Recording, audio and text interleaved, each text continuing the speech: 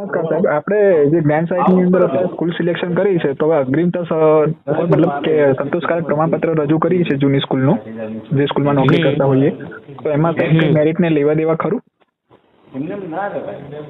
એટલે તમે ગ્રાન્ટેડમાં જોબ કરતા હતા? હા, ગ્રાન્ટેડમાં જોબ કરતો હતો, સંતોષકારક પ્રમાણપત્ર અપલોડ કરેલું છે.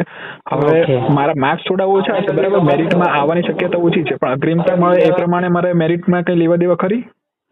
ના, અગ્રિમતા મળી શકે છે આપને. બરાબર, એટલે મારે જૂની સ્કૂલ મળી જશે ને મારી? ઓકે ઓકે સાહેબ, તો આની અંદર મતલબ વધુ માર્ક્સ હોય એમને તો અન્ય જ થાય ને સાહેબ, એક ટાઈપનો? નહીં, એટલે તમારે તો સામે માઇનસ પોઈન્ટ પણ છે ને.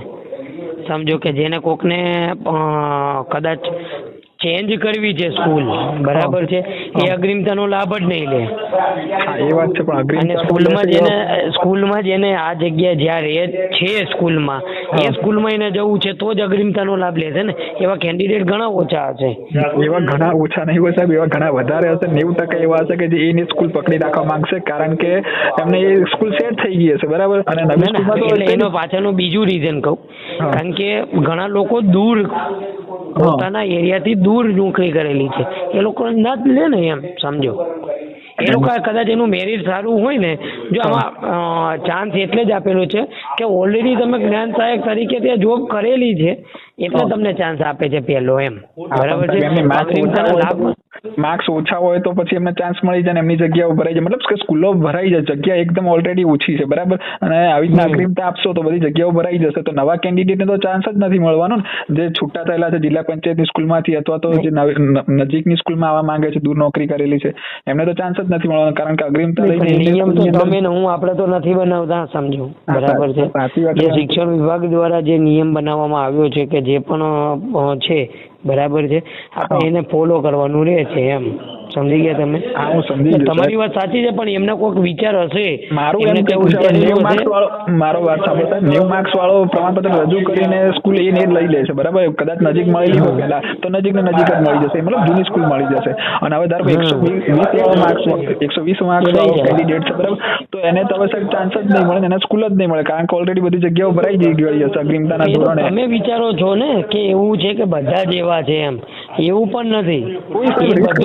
ધ્યાનમાં જ છે, દૂર હોય તો પણ રિસ્ક લેવા માંગતું નથી, કારણ કે મેરિટના ધોરણે જાય તો ક્યાંક છટકાઈ જાય, ક્યાંક સ્કૂલ ન મળે, દૂર નહીં મળે, એટલા માટે જે સ્કૂલ છે એ જ પકડી રાખવા માંગે છે. એટલે મોટાભાગના કેન્ડિડેટ અગ્રિમતાનું પ્રમાણપત્ર રજૂ કરીને અગ્રિમતાનો લાભ ઉઠાવશે, તો નવા કેન્ડિડેટને કોઈ ચાન્સ નહીં મળે સાહેબ, એમ મારું કહેવું છે. અહીંયા કેટલા પણ ફોન એવા આવ્યા હતા કે એમને નથી ફોર્મ અપલોડ કરેલું કે નથી એને કરેલું અને ભૂલ પણ થઈ ગયેલી છે, એવા પણ કેટલાય કેન્ડિડેટ છે. એ લોકોને સુધારવાનો કોઈ મોકો આલ્યો જ નથી, સમજો. હા, એટલે મતલબ ફરીવાર અપલોડ કરવા માટે જવાના ને, ફરીવાર અપલોડ કરવા. હા, બરાબર વાત છે સાહેબ, પણ એ કેન્ડિડેટ બહુ નહીવત હશે, મારું એમ કેવું છે. ના, ઘણા ફોન આવ્યા છે એવા. એટલે આમાં સાહેબ શું છે, તમે એવું કર્યું હોત ને કે ભાઈ જે લોકોને રિન્યુ કરવાના છે અગ્રિમતાના ધોરણે, એમને અગ્રિમતા આપીને રિન્યુ કરી નાખ્યો હોત ને પછી મેં મતલબ જગ્યા બતાવી હોત ને, તો અમને શું અત્યારે મોટું ના દેખાતું કે ભાઈ 10 જગ્યા છે, પણ 10 જગ્યામાંથી 7-8 જગ્યા તો અગ્રિમતા વાળા જ લઈ લેવાના છે. સ્કૂલની અંદર 10 જગ્યા બતાવતી હોય તો 7-8 કેન્ડિડેટ જૂના જ આવવાના છે, 3 કેન્ડિડેટ જ નવા આવશે, તો 3 કેન્ડિડેટમાં કેમનો આપણો નંબર આવશે કે નહીં? એટલે 3 જ જગ્યા બતાવી હોત 10ની જગ્યાએ, મતલબ રિન્યુ કરીને બતાવે તો સારું. અત્યારે તમે ચોઇસ ફિલિંગ નું જે છે એ તો તમે તમારી રેન્જમાં જેટલું પણ હોય એ તમે ચોઇસ ફિલિંગ તો કરી જ શકો છો ને. હા, વાત સાચી છે. ચોઇસ ફિલિંગમાં તો એવું કીધું નથી તમને કે તમે 2 કે 5 સ્કૂલ ચોઇસ કરો, એમ સમજ્યા તમે? હા, એ વાત સાચી, પણ હવે સાહેબ બનાસકાંઠા જિલ્લાનો હું છું, બનાસકાંઠા જિલ્લાનો છું, સુરતની સ્કૂલ હું સિલેક્ટ કરું તો સુરત હું ત્યાં જઉં સાહેબ, તો રહેવા ખાવાનો ખર્ચો 10,000 થઈ જાય, તો 10,000 મને અહીંયા મારા જિલ્લામાં પણ મળી રહે ને. એક્ઝેક્ટલી, હું તમને એ જ કહેવા માંગુ છું. અને આમાં પાછો પ્રોબ્લેમ પણ એ જ થાય, ધારો કે દૂરની સ્કૂલ હું ભરું છું ને પછી ત્યાં હાજર નથી થતો અથવા ડીવી નથી કરાવતો, તો એ જગ્યા મારી નથી ભરાતી, બરાબર. તો નેક્સ્ટ રાઉન્ડ 50-100 જગ્યા વધે છે, તો નેક્સ્ટ રાઉન્ડ તમે લોકો પાડો છો, તો નેક્સ્ટ રાઉન્ડમાં પણ હું એપ્લિકેબલ ના હોઉં, કારણ કે મેં ડીવી કરાવી, મતલબ ડીવી નથી કરાવીને હાજર નથી થયો, એમ. જે સ્કૂલ મને ફાળવવામાં આવી હતી એટલે તમને મેં પહેલા ના કીધું કે તમારી રેન્જમાં તમારે, કારણ કે તમે બનાસકાંઠા છો એટલે સુરત તમારી રેન્જ જ નથી સુરત સુધી જવાની, બરાબર. રેન્જમાં તો મેં સિલેક્ટ કરી નાખ્યું છે, પણ હવે મારી રેન્જમાં મેં 30 સ્કૂલો સિલેક્ટ કરી છે, બરાબર સાહેબ. તો એ નજીકની સ્કૂલો છે, બરાબર, પણ એની અંદર મોટા ભાગના કેન્ડિડેટ એવા છે કે જે જૂની સ્કૂલો, મતલબ જૂના કેન્ડિડેટ જ એડ થવાના છે અગ્રિમતાના ધોરણે, એમ. પણ એમાં તો ભલે આપણા માટે જગ્યા મળતી નથી, એમ કહું છું. તમારી વાત સાચી છે.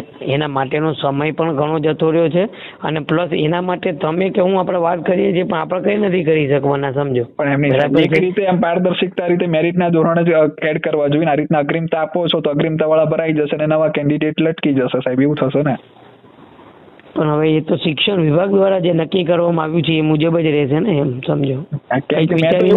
મારો એક મિત્ર ત્યાં શિક્ષણ વિભાગમાં આવ્યો હતો, મતલબ આપણે વિદ્યા સમીક્ષા કેન્દ્રમાં, તો એમને એવું કહ્યું છે કે તમે પ્રમાણપત્ર રજૂ કરો છો સંતોષકારક પ્રમાણપત્ર, તો જૂની સ્કૂલ તમે પહેલી નંબર પર રાખો છો તો તમને જૂની સ્કૂલ મળી જશે, બરાબર તમારી, અને તમારે મેરિટને કોઈ લેવા દેવા જ નથી, બરાબર.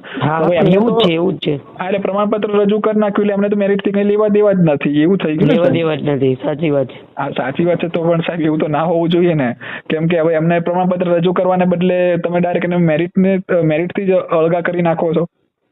આપણે નહીં કરી શકીએ, એ આપણા ક્રાઇટેરિયામાં નથી આવતું. જે છે એ કદાચ તમારે મુલાકાત કરો અને રૂબરૂમાં અધિકારી સાથે વાતચીત કરશો તો જ તમને એનું સોલ્યુશન મળી શકે છે. આપણે એ બાબતનું આપણા ક્રાઇટેરિયામાં આવતું જ નથી. આપણે તો ફોર્મની અંદર જે કોઈ તકલીફ હોય એ આપણે સુધારી શકીએ છીએ, અથવા તો આપણે આવું કરી શકાય કે હું જોબ જ કરતો હતો ગ્રાન્ટેડની અંદર અને મેં પ્રમાણપત્ર રજૂ કર્યું નથી, બરાબર ને. અત્યારે તો અપલોડ થતું નથી પ્રમાણપત્ર, બરાબર, કેમ કે હોમ પેજ બતાવે છે ડાયરેક્ટ સબમિટ થવાનું, એ તો નથી થતું, બરાબર. એટલે હવે મારે પ્રમાણપત્ર રજૂ કરવું હોય તો હું કરી શકતો નથી, મારે અગ્રિમતા મેળવવી હોય તો મેળવી નથી શકતો. તો હવે મારે તો દૂર જવાના ચાન્સીસ આવે અથવા તો ન પણ મળવાના ચાન્સીસ આવે, શાળા મળે પણ નહીં.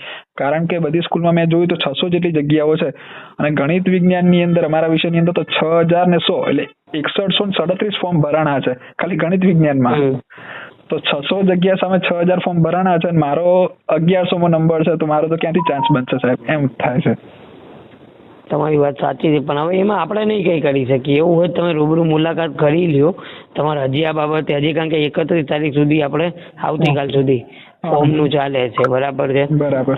તમને ત્યાંથી જ એનું, કારણ કે એ આપણા ક્રાઇટેરિયામાં નથી આવતું એટલે આપણે કંઈ કરી નથી શકતા. બરાબર, વાત સાચી સાહેબ. એટલે વિદ્યા સમીક્ષામાં જ મળવું પડે ને સાહેબ? યસ, અહીંયા જ. ઓકે સાહેબ, ચલો સાહેબ, આભાર તમારો આટલી માહિતી આપી એ બદલ.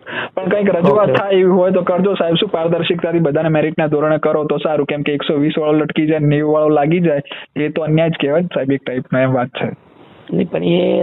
પણ હું માનું છું કે એમને ગઈ સ્કૂલ જ પસંદ કરી છે, જૂની સ્કૂલની અંદર સંતોષકારક કામ કર્યું છે અને એમને ભોગ આપ્યો છે, મળવી જોઈએ, હું એવું નથી કહેતો. પણ સાહેબ એક પારદર્શિકતા તો હોવી જોઈએ ને એમ, નહીં તો પછી આ રીતની ભરતી કરવાનો કોઈ મતલબ નહીં કે આ તો જૂના મતલબ ફરી રિન્યુ કર્યા અને 2-3 ઘડતા હતા, 2-3 નવા લીધા, એ રીતનું થયું. સાચી વાત છે, પણ તમે હજી કહું છું કે એવું હોય તો મુલાકાત કરી જ લ્યો. ઓકે સાહેબ, ધન્યવાદ. ઓકે.